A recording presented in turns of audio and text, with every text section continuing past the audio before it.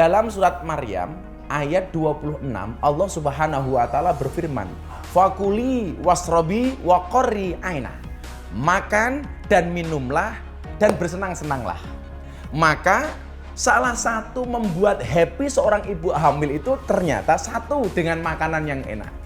Maka kalau istri kita ngidam minta makanan yang enak, ya sah-sah saja. Walaupun saya tahu istri itu kalau diajak makan sama suami, "Mah, makan di mana?" Jawabannya pasti terserah. Kenapa seorang istri kalau diajak makan sama suami jawabannya terserah?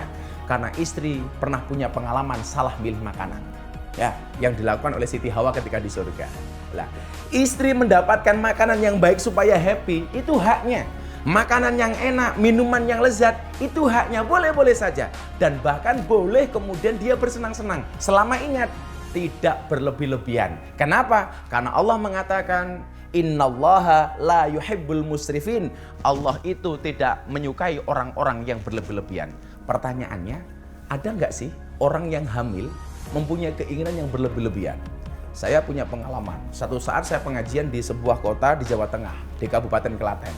Ada 10 ibu hamil yang berkumpul dan dikumpulkan oleh panitia. Katanya ngidamnya pengen jumpa dengan Gus Miftah. Dan ketika 10 orang ini saya tanya, ternyata ngidamnya beda-beda.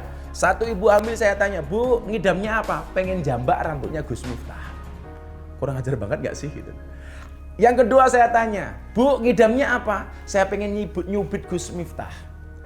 Ada lagi saya tanya, "Ngidamnya apa, Bu?" "Pengen perut saya dipegang oleh Gus Miftah." Saya mengatakan, kalau ngidam itu tidak berlebih-lebihan, maka sah-sah saja kita lakukan.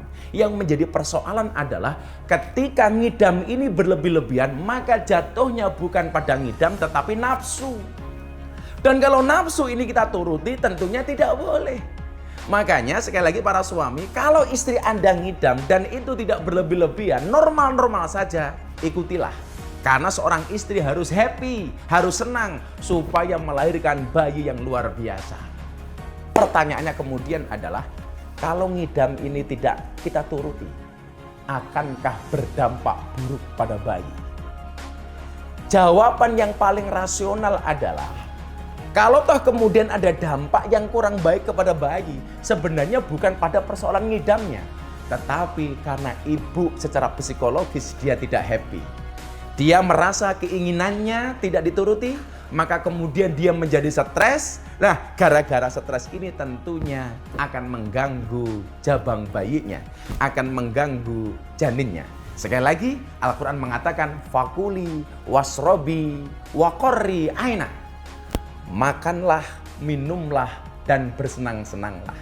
Maka kewajiban suami untuk membahagiakan istri. Ingat, para suami harus paham bahwa istri itu terbuat dari tulang rusuk bagian kiri. Kenapa? Karena pada dasarnya istri itu paling suka disayangi dan dicintai. Terima kasih. Assalamualaikum warahmatullahi wabarakatuh.